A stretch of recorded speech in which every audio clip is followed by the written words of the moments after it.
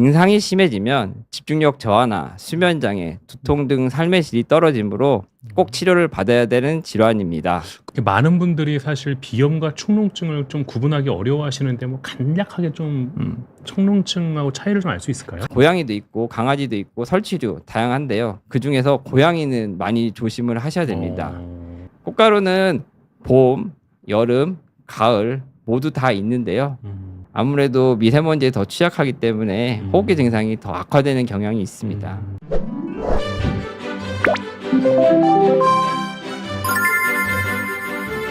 아하 시리즈, 오늘은 이비인후과 관련된 내용에 대해서 저희가 말씀을 드릴 텐데요. 저희 성남시 의사회에서 지금 기획 이사를 맡고 계시고요.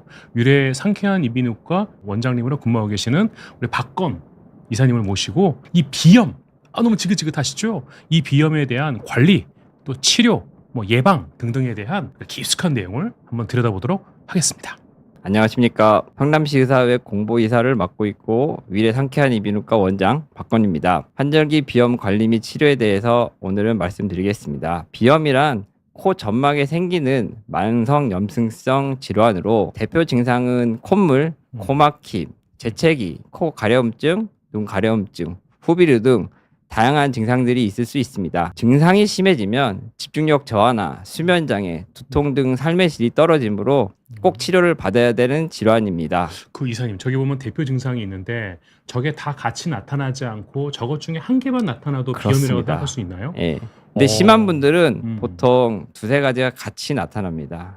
제가 가끔씩 이렇게 코가 가려워서 막 이렇게 긁는 이런 게 이렇게 하기도 하거든요. 네. 그럼 그것도 비염의 하나의 증상이기도 하네요. 증상일 수도 있고, 근데 보통은 하나만 있는 게 아니라 재채기, 눈 가려움증 이런 게 같이 동반이 됩니다. 비염의 종류는 크게 알러지성 비염, 비알러지성 비염, 그 외에 만성 비유성, 위축성 비염 등으로 나눠볼 수가 있고, 알러지성 비염은 특히나 진먼지 진드기, 꽃가루, 곰팡이, 동물 털이 원인이 되고요. 비알러지성 비염은 온도 변화, 자극적인 냄새, 또 자극적인 음식 또는 염증과 같은 다양한 요인들이 있을 수 있겠습니다. 오늘은 주로 알러지 비염에 대해서 알아볼 거고요. 알러지 비염은 대표적인 증상이 코막힘, 재채기, 맑은 콧물, 피부나 눈 가려움증, 코 점막에 가려움증이 있을 수 있겠습니다. 오른쪽에 보시면 알러지 비염의 자가 진단을 볼 수 있는데 이 중에 3가지 이상이 있으면 나는 알러지 질환이 있을 수 있고 병원에 가보시는 게 도움이 되실 수 있겠습니다. 야, 저를 생각해보니까 전 4번, 그리고 5번, 그리고 6번, 7번. 근데 저기서 5번하고 7번은 약간 좀 애매한 질문. 그렇죠. 5번 증상 하나만으로 비염을 진단할 수는 없지만 다른 게 동반이 되고 5번이 같이 있다면 비염으로 볼 수도 있겠습니다. 이렇게 머리가 좀 무겁고 아프고 막 코 간지럽고 이게 비염의 증상일 수도 있는 거네요. 그럼요.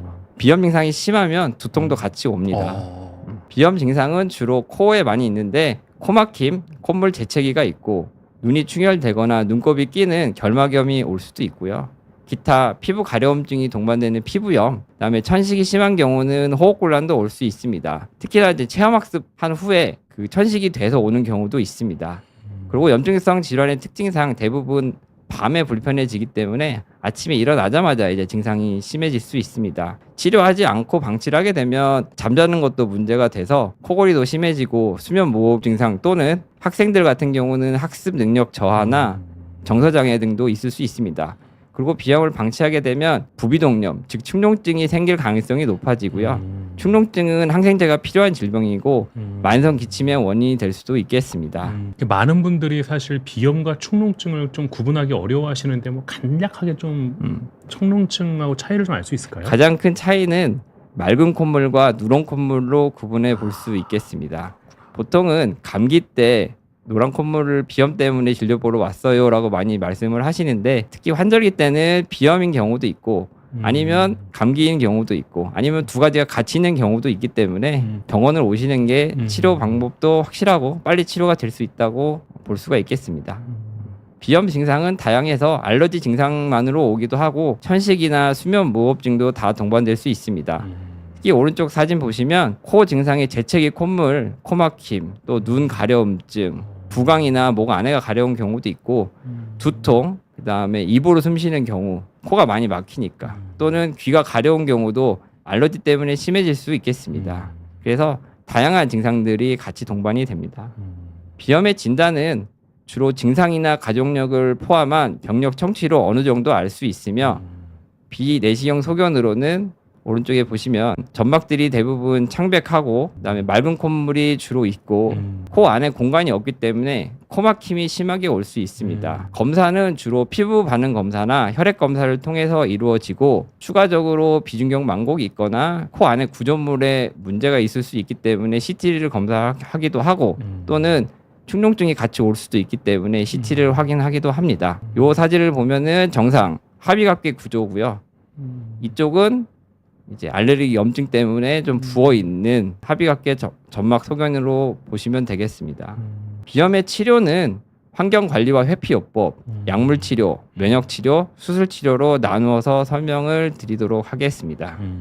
알레르기 질환의 제일 중요한 치료 원칙은 원인 항원을 노출되는 걸 줄이는 것인데, 실생활에서 이 모든 항원을 다 회피하는 건 불가능합니다. 그럼에도 회피요법은 알레르기 증상을 줄일 수 있고 약물 사용량을 감소시킬 수 있기 때문에 유용한 방법이 되겠습니다. 여기 보면 회피요법에 대해서 나와 있을 때 아까 전에 이사님께서 진단 중에 이 회피요법을 우리가 알 수 있는 방법이 마스트라는 혈액 검사가 유일한 검사인가요? 아닙니다. 피부 반응 검사도 있고 이뮤노캡이라는 조금 더 스페셜한 검사도 있습니다. 그래서 그 검사를 통해서 어떠한 항원, 알러지를 일으키는 원인을 먼저 알고 그거를 회피하는 방법에 대한 좀 말씀을. 그렇죠. 그렇죠. 예.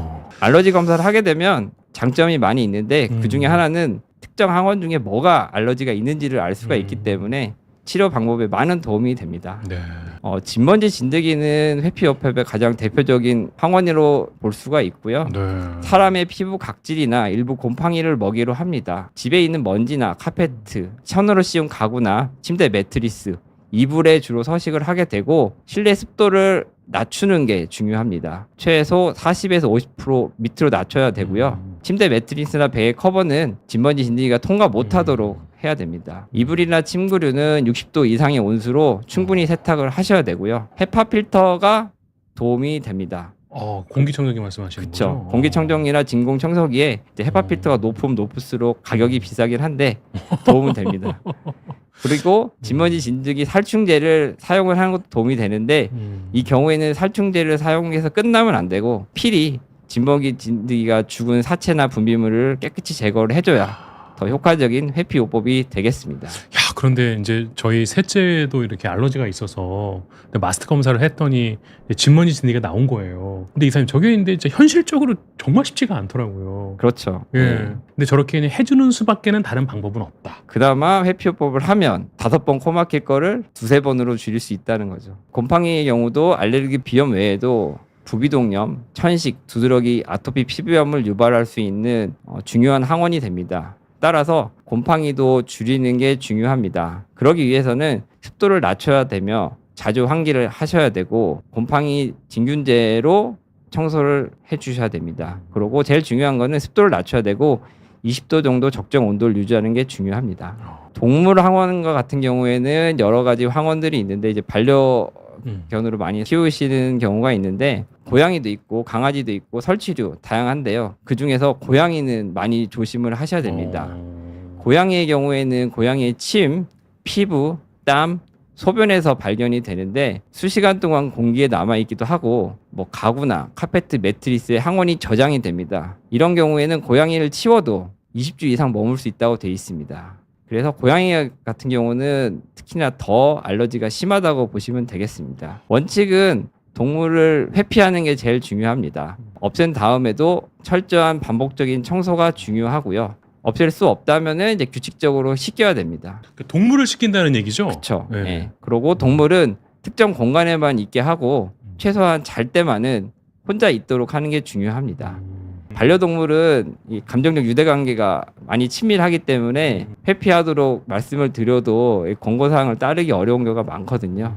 이런 경우는 뒤에 나오는 면역요법과 같은 치료 방법도 있으니까 한번 고려해 볼 수 있겠습니다. 참 이게 너무나 사랑하는 반려동물이 있는데 진짜 알러지 때문에 그 사랑을 다 전하지 못하고 같이 하지 못한다면 참 그것도 참 힘든 일일 거예요. 그렇죠? 그렇습니다. 특히 고양이는 처음 키울 때는 정상이었는데 키우다 보면은 알러지 반응이 생겨서 심해지는 경우도 종종 발견됩니다. 꽃가루도 주 알러지 원인이 되겠습니다.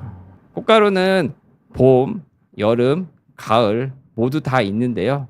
한 꽃가루가 있는 게 아니라 여러 가지가 같이 원인을 준다고 보시면 됩니다. 그러니까 저는 사실 이게 요즘이 어쨌든 꽃가루가 막 날리는 시기잖아요. 네. 그래서 이런 봄철에만 나타나는 그런 건 줄 알았는데 이게 그냥 다릅니다. 예. 물론 봄철에 요즘 많이 날리는 거는 이제 이 버드나무, 참나무, 자작나무 이런 것들이 대표적인 꽃가루고요. 또 가을에는 이런 풀 종류, 잡초류들이 주로 원인이 됩니다. 환삼동굴, 돼지풀, 쑥, 뭐 질경이, 뭐 아카시아 이런 것들이 원인이 되고요. 이게 사람마다 다른 게 환절기 때 비염이 심하신다고 보시는데 어떤 분들은 봄에 특히 심하고 어떤 분들은 가을에 특히 심하거든요.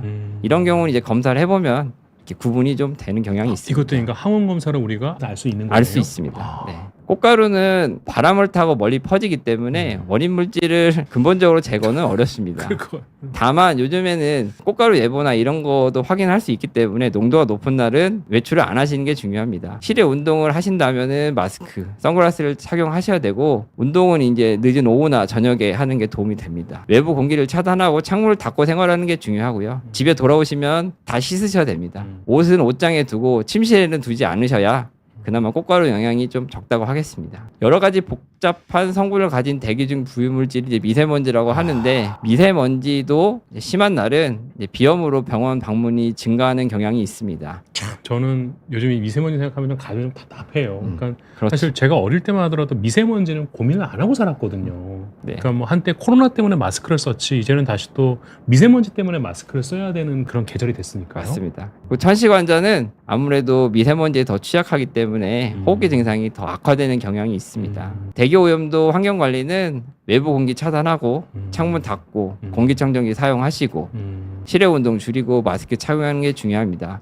역시나 천식 환자들이 평상시에도 흡입 스테로이드를 쓰시기는 하는데 이런 경우에는 용량이 더 올라갈 수가 있고 원래 안 드셨던 분들도 일시적으로 천식 증상이 나타날 수도 있습니다. 근데 이사님 정말 죄송한 얘기인데 저 무슨 공기청정기 회사에 주식을 갖고 계시거나 그런 건 아니죠? 지금 저 헤파 필터가 너무 많이 강조되는 것 같아서. 네, 저는 미국 주식만 합니다. 아이고 야. 네.